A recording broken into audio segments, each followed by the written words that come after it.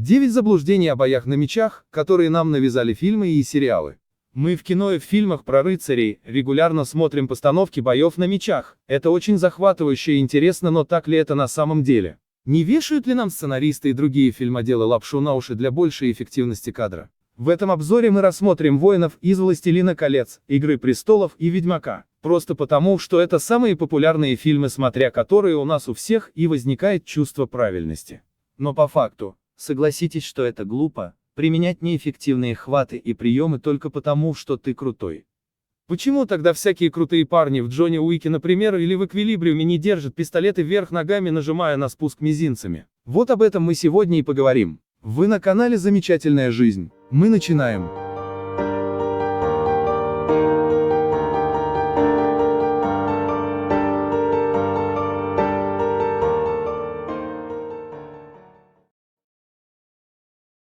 Первое заблуждение. Мечи были очень тяжелыми. Достаточно часто такое утверждают даже вроде бы образованные люди. К примеру, один академик на телеканале The History Channel заявил, что мечи 14 века весили по 40 фунтов, то есть 18 килограмм. 100% нужно быть настоящим богатырем, чтобы махать такой штангой. Гриф от штанги, к примеру, весит от 15 килограмм и выше. Вы можете себе представить человека, который будет биться с другим человеком на грифах? На самом деле нет. Большинство длинных или полуторных мечей в коллекции собрания Уоллеса в Лондоне весят менее 1,5 килограмм. Как вы все прекрасно понимаете, это объясняется достаточно просто. Обыкновенной человеческой физиологией. Средний вес мечей в период с X по XV век составлял 300 кг, а в XVI веке он уменьшился вообще до 900 грамм. Даже огромные двуручные мечи длиной в рост человека имели массу не более 3 килограмм. Второе заблуждение – это то, что меч очень здорово носить за спиной. Авторы фэнтези, возьмем к примеру Ведьмак, упорно продолжают прикреплять двуручные мечи своим героям за спины. Но проблема заключается в том, что человек просто физически не способен вынуть меч из ножен за плечами. Даже высокому мужчине просто не хватит длины рук. Это же простая математика. Клинок держали в ножнах на бедре, откуда его легко достать. И данная позиция, видите, как легко объясняется. А уж длинные мечи вообще не помещали в ножны. Их носили на плече, а в долгих походах возили в фургоне или на лошади. На старинных гравюрах тех времен можно найти много бойцов с двуручными мечами. Однозначно, если бы меч было удобнее носить за спиной, они бы так и делали. Но нет, мы этого на картинах не замечаем. Заблуждение номер 3. Меч издает скрежет при извлечении. В сериалах и фильмах мечи извлекаются из ножен с характерным звуком, который ни с чем не перепутаешь. Это скрежет стали о сталь. Теперь поразмышляем логически и практически. Даже стальные ножны делать не только дорого, но и очень вредно для меча, ведь так он вскоре придет в негодность. Клинок будет тереться о ножны всякий раз, когда вы его вынимаете или вкладываете обратно, и быстро потеряет остроту. А тупой меч? Какой в нем смысл? Ходили бы уж тогда просто с дубинками. В реальности ножны чаще всего делали из дерева, покрытого кожей, мехом или тканью. И если вынуть из таких ножен меч, никакого скрежета не будет. И клинок не будет каждый раз затупливаться.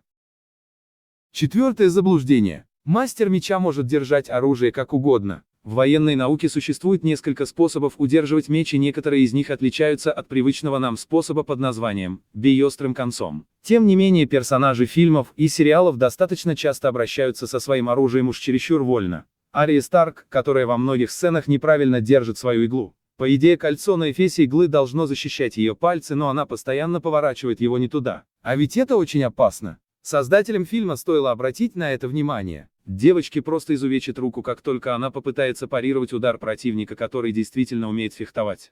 Или, например, Генри Кавилл в сериале «Ведьмак» перехватывает меч за лезвие перед гардой, нанося удар. С помощью такого лихого приема, с таким хватом вы лишаете свою руку защиты и уменьшаете дистанцию, на которой удар эффективен. Разумеется, это выглядит эффектно и необычно, но настоящий мастер меча так бы никогда не сделал. Пятое заблуждение. Доспехи бесполезны. Судя по Ведьмаку, Властелину колец и Игре престолов, самая эффективная броня, сюжетная, ну или на крайний случай, броня, основанная на обаянии главного героя. Но это не так.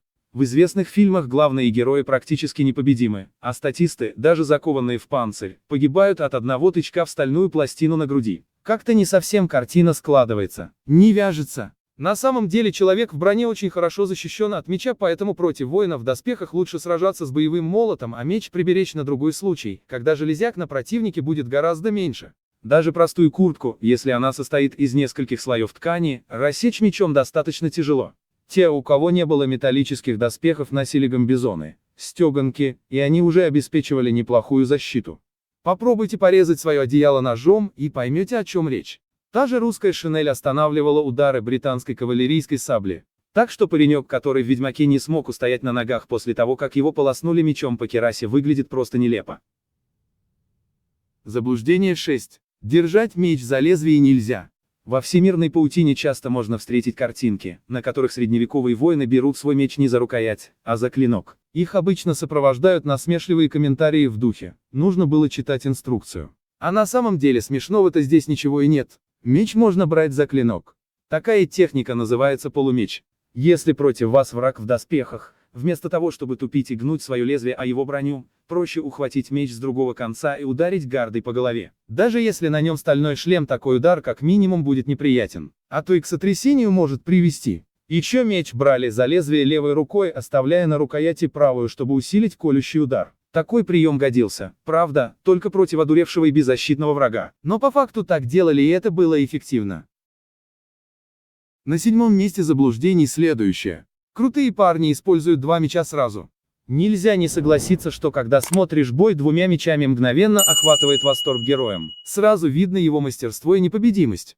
Парные мечи – распространенное явление в видеоиграх и фильмах, но в настоящих боях два меча использовать очень неудобно. Даже опытному бойцу будет слишком тяжело контролировать сразу два длинных клинка. Поэтому в поединках во вторую руку брали небольшие круглые щиты, кинжалы, плащи, чтобы запутать клинок противника, палки или даже ножны. В общем, что угодно, кроме второго меча.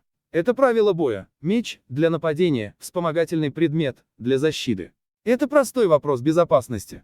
Даже если вы сражаетесь с несколькими противниками, как сир Артур Дейн у Башни Радости в Игре Престолов, то разумнее для этого использовать один двуручный меч, а не два одноручных. Но в кино эффективность не очень-то и нужна. Нужен зрелищный кадр. 8-е по счету заблуждение. Удары с разворота – это здорово. Джон Сноу и Геральт вертятся в бою вокруг своей оси будто балерины, но настоящие фехтовальщики никогда так поступать не будут. Объясняется это очень просто. Нельзя поворачиваться спиной к человеку, который намерен вас атаковать. Разворот на 360 градусов в поединке на мечах бесполезен. Во-первых, бессмысленно пытаться бить врага мечом с разворота. От такого движения легко уклониться, а вот сам удар усиливается незначительно. Во-вторых, вы на какое-то мгновение выпускаете врага из виду. В-третьих, самое главное, так вы подставляетесь под удар. 9-е заблуждение. Блокировать удар чужого меча лезвием своего.